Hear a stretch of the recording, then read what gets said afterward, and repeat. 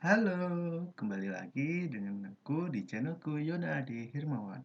Perkenalkan, namaku Yona Ade Hirmawan, mahasiswa program studi D4 Sistem Informasi Geografis Angkatan Alih Program 2021. Nah, kali ini aku mau menunjukkan aplikasi yang kubuat dengan menggunakan yang namanya background process.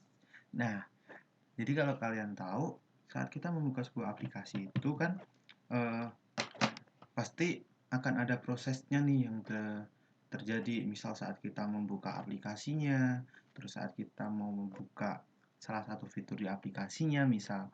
Nah, itu adalah proses-proses yang terjadi pada saat kita menggunakan sebuah aplikasi. Nah, proses itu eh, kita namakan dalam aplikasi, terutama pada aplikasi mobile itu, kita namakan dengan thread. Thread atau mungkin bahasa Indonesianya literal translation-nya itu benang ya. Kayak thread di Twitter. Nah, thread itu sendiri ada dua jenis. Yang pertama adalah main thread atau UI thread. Kedua adalah background thread atau worker thread. Nah, main thread atau worker thread itu adalah thread yang dijalankan pada UI. Jadi tampilan di awal, di depan, di layar gitu. Nah, jadi misal saat kita mau membuka nih dari, kalau misal kita membuka Instagram dari timeline atau homepage ke search misal atau ke profile, nah itu kan berubah tuh. Nah, itu adalah main thread. Eh, kita prosesnya itu di UI thread atau main thread. Kita balik ke halaman selanjutnya itu UI thread. Nah, untuk worker thread atau background thread itu adalah thread atau proses yang terjadi di background. Jadi di dalam atau tidak di depan UI-nya itu sendiri. Kenapa kita harus menggunakan background thread atau worker thread? Yang pertama adalah karena UI thread itu harus cepat. UI thread itu harus secepat 13 milisecond kalau nggak salah. Karena saat kita membuka aplikasi, misal kayak Instagram deh, Instagram kita mau buka profil orang, yang di load itu kan banyak ya, ada foto profil, nanti mungkin ada kayak apa namanya itu, postingannya, ada highlight, ada reels dan lain-lain. Nah, itu kan eh, berupa data ya. Nah, data itu banyak. Kalau kita membuka datanya itu, prosesnya itu ada di UI thread, maka akan sangat membebani UI-nya sendiri. Dan itu bisa membuat aplikasinya itu force close atau bahkan membuat HP-nya itu bisa sampai ngehang. Nah, maka dari itu proses-proses tersebut harus dilakukan di background thread. Nah, nanti yang ditampilkan di UI thread itu adalah saat kita selesai prosesnya. Jadi misal kayak ada proses unduh atau upload gitu. Nah, unduhnya itu di belakang. Sedangkan yang di depan itu saat kita selesai aja. Jadi kalau selesai, tampilan halaman selanjutnya udah berubah. Tampilan apa yang kita akan buka itu sudah berubah gitu. Nah, eh, fitur yang akan kita gunakan untuk membuat ini itu ada dua. Yang pertama adalah simple pakai asynchronous task atau async task sama executor. Kenapa kita pakai dua? Yang pertama adalah masalahnya adalah di async task ini sudah deprecated oleh Android. Jadi untuk Android yang baru-baru ini, yang terbaru itu dari Lollipop kalau nggak salah, mohon maaf ya kalau salah, tapi pokoknya udah yang terbaru ini tuh yang pasti dia udah deprecated dan banyak sekali uh, fitur atau function atau kelas yang ininya yang udah tidak bisa digunakan gitu. Contohnya adalah loader. Async task loader itu nanti digunakan untuk menampilkan hasil proses yang sudah dijalankan itu walaupun dalam kondisi konfigurasi yang berubah.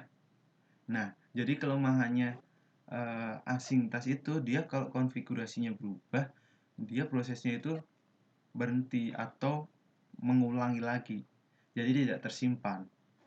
Sedangkan misal kayak konfigurasi yang berubah itu misal dari yang kita HP-nya itu posisinya portrait ke landscape misal. Nah, dalam asintas itu kita harusnya menggunakan loader, asintas loader. Cuman karena dia sudah deprecated, jadi sudah tidak dipakai. Maka dari itu kita menggunakan eksekutor, mencoba cara baru yaitu eksekutor. Nah, di eksekutor ini nanti bisa dia menggunakan apa namanya? Dia bisa secara langsung menampilkan hasil proses yang sudah dijalankan itu walaupun konfigurasinya berubah. Nah, untuk yang pertama aku akan menampilkan dulu nih yang asintas ya. Oke. Jadi ya untuk paling awal ya eh, yang jelas untuk layoutnya dulu di sini kita cuma menggunakan dua komponen nih, text view sama button. Jadi di text view ini nanti akan menampilkan apa hasil dari prosesnya itu nanti itu sendiri. Terus buttonnya ya digunakan untuk men-trigger fungsi yang akan kita lakukan gitu.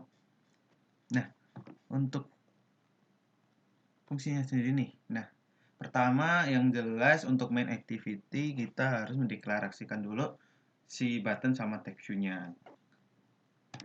Nah, untuk yang di komen ini untuk eksekutor ya, jadi nanti kita skip dulu. Oke, yang kedua untuk onCreate. onCreate ini yang jelas kita harus membuat konstruktor dulu untuk text view sama button-nya pakai find view by ID. Jadi untuk menyambungkan ke layoutnya tadi. Terus untuk save instance ini bentar, kita skip dulu. Lalu selanjutnya untuk button-nya kita tambahkan set on click listener. Jadi saat kita menekan button tadi itu akan terjadi event yang akan kita buat. Nah, untuk event yang kita buat ini di sini nanti kita akan memanggil asintas itu dengan parameternya mTextView. Lalu kita execute nanti.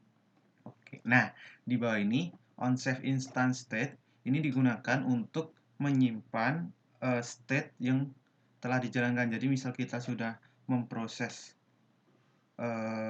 sesuatu atau misal memproses eventnya, dalam hal ini kita nanti pakai buttonnya yang start task itu saat kita konfigurasinya berubah itu tetap tersimpan dan nanti dipanggil di onCreate ini.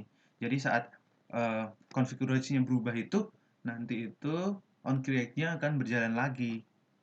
Nah, oleh sebab itu kita harus bikin dulu nih save instance-nya ini. Jadi kalau if save instance isinya 0, nggak ada yang tersave, berarti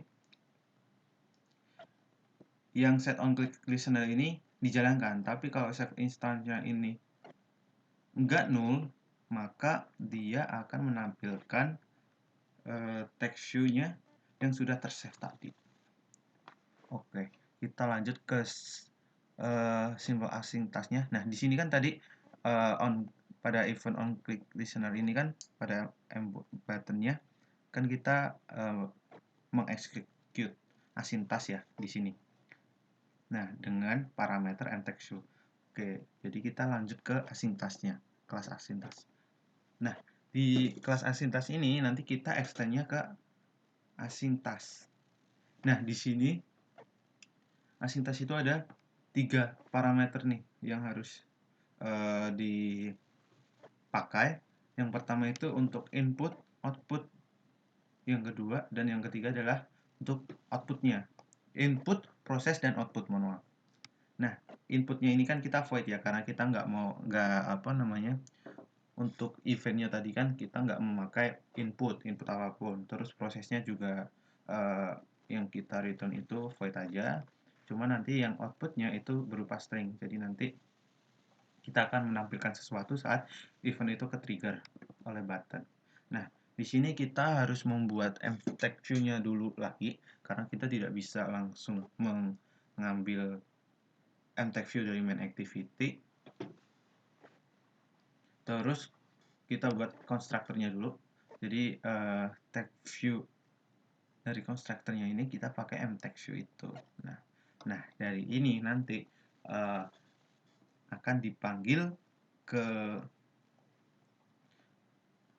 set on click listener ini saat diklik, terus asintas ini pakai parameter mText view yang di sini. Jadi nanti ini akan berhubungan gitu yang disimpan asintas ini.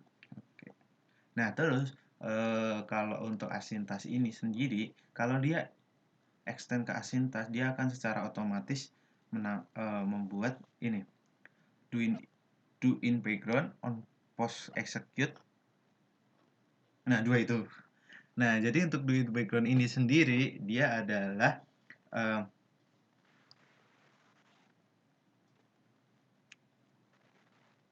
digunakan untuk menampilkan progres atau task yang akan kita jalankan atau event yang akan kita jalankan gitu kan.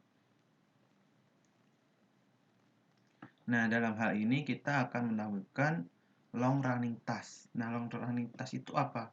Long running task itu adalah task yang kita buat, nanti yang akan kita tampilkan atau event yang akan kita tampilkan. Nah, untuk eventnya sendiri nanti sama yang eksekutor sama ya.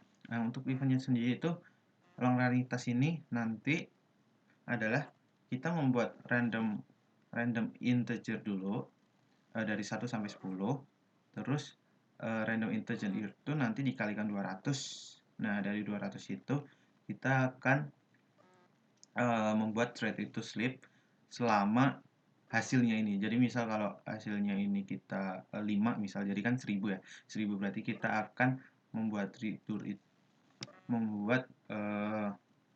thread itu terslip selama 1000 milisecond gitu. Nah, ini pakai try catch di sini supaya nanti kalau ada error dia akan tertampil sebuah error message gitu ya. Nah, outputnya nanti adalah ini, output ini. Kita return output ini ke long running task ini di do it background ini. Nah, outputnya itu sendiri adalah nanti ini sebuah string atau kalimat dengan kalimat ini await after kita pakai value dari s tadi diubah dulu ke string, pakai string millisecond. Jadi misal nanti ini hasilnya s adalah 1000 ya. 1000 berarti nanti adalah awake after 1000 millisecond gitu. Nah, outputnya ini yang telah telah diproses di background, di do in background, itu nanti akan diexecute pakai on post execute. Kenapa kita pakai on post execute? Jadi post execute ini digunakan untuk menampilkan output hasil proses pada do in background setelah ya. Nah, kalau misal kita ada proses yang dilakukan sebelum sebelum proses itu terjadi di do in background, kita bisa pakai on pre execute gitu. Nah, di sini pakai super on post execute. Nah, mText view-nya itu nanti dipakaikan function setText as stringnya di sini. Nah, dari situ nanti di main activity si asintas ini akan mengeksekut si kelas simple asintas dan akan menampilkan hasilnya itu outputnya ke mText view ini. Gitu. Nah, langsung saja kita coba ya. Ini sudah saya buka emulatornya, kita langsung run aja.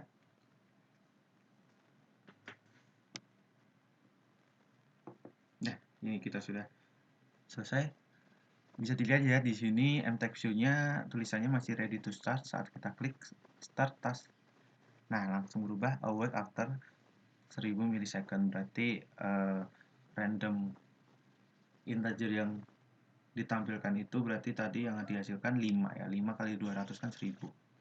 Nah, ini misal dia ditampilkan di UI thread atau main thread, itu kalau udah lebih dari 13 milisecond dia pasti error. Nah, kalau errornya itu bukan menampilkan error ya, tapi kayak bisa force close gitu atau ngehang. Terus kenapa kita harus menggunakan background process atau background thread? Itu yang kedua adalah kalau ada proses yang lama saat kita menekan klik ini, maka UI ini jika ada button-button lain itu button-buttonnya nggak bisa diklik. Kita tidak bisa melakukan sesuatu jika belum prosesnya berhasil atau selesai gitu. Nah itu kan nggak bisa ya kalau kita membuat aplikasi seperti itu. Nah jadi makanya kita harus menggunakan background thread atau worker thread itu. Nah selanjutnya kita akan menggunakan executor ya. Kita coba pakai executor. Kita buka dulu yang masih di comment. Eksekutornya juga setup listenernya kita buka. Terus yang ini di klik kita buka. Nah yang asyntas kita komen dulu. Oke. Nah lanjut. Kedua untuk eksekutor itu kita harus membuat dulu nih konstruktornya, karena yang mengexecute itu nanti sudah ada di kelas eksekutornya sendiri, tidak di on click-nya. Di on click-nya kita malah menjalankan task yang akan kita buat gitu. Jadi nanti tasknya itu fungsinya kita simpan di kelasnya executor. Nah, kita panggilnya di onClick itu. Perbedaannya di sini, pertama kita membuat konstruktornya dulu. Simple executor tanpa perlu memasukkan parameter ya.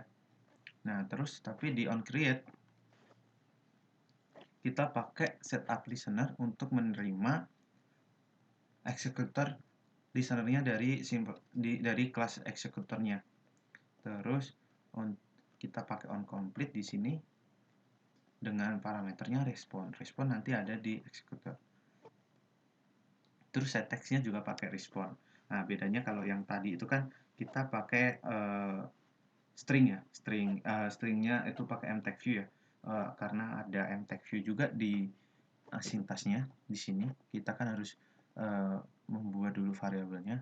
Yang kan kalau di executor dia bisa pakai respons aja di sini. Kita pakai respon langsung pada onComplete gitu.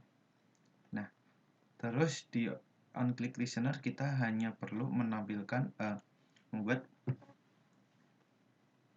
ini simple executor dot fungsi atau function yang akan kita jalankan gitu. Nah, langsung aja kita ke kelasnya simple executor. Oke, di sini kita langsung membuat konstruktornya executor listener dulu. Pakai interface. Terus returnnya itu nanti void pakai untuk onComplete ya. Pakai function onComplete di sini. Nah, untuk parameternya itu pakai respon. Nah, responnya tadi kan ditampilkan di sini di onCreate ini, di setup listener ini. Jadi kita nanti mengirimkan executor listener ini dengan parameter respon dan akan diterima oleh setup listener di sini. Nah, terus untuk konstruktornya sendiri pada simple executor ini kita pakai dua, yaitu executor service sama handler. Nah, handler inilah yang nanti akan memproses task yang kita buat gitu. Oke, terus kita bikin dulu listenernya, variabelnya dari si konstruktor executor listener. Terus untuk konstruktor simple executornya kita bisa abaikan dulu. Nah, kita bikin dulu nih si setup listenernya. Setup listener perbedaannya kan kalau tadi yang asintas itu kan dia konstruktornya itu sendiri yang membuat constructor and texture ya. Nah, kalau di sini kita pakai setup listener nih yang digunakan untuk menerima data hasil outputnya. Nah, lalu di sini ada tasknya. Nah, tasknya di sinilah eksekutornya itu, execute-nya itu kita tampilkan di tasknya ini sendiri, di eksekutor. Nah, kalau asintas tadi kan sudah ada do in background sama on post execute ya. Kalau di sini kita execute-nya pakai executor execute di sini langsung gitu. Nah, ini untuk outputnya kita pakai handler di sini untuk menampilkan outputnya.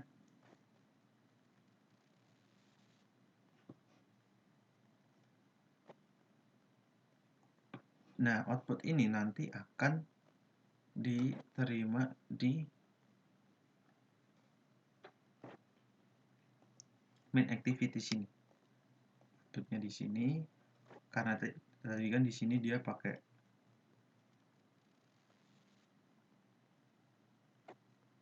execute ya langsung di sini, jadi makanya main activity ini kita nggak pakai execute.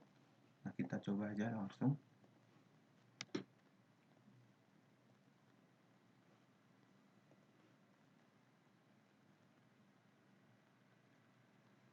Kita langsung aja klik start task ya.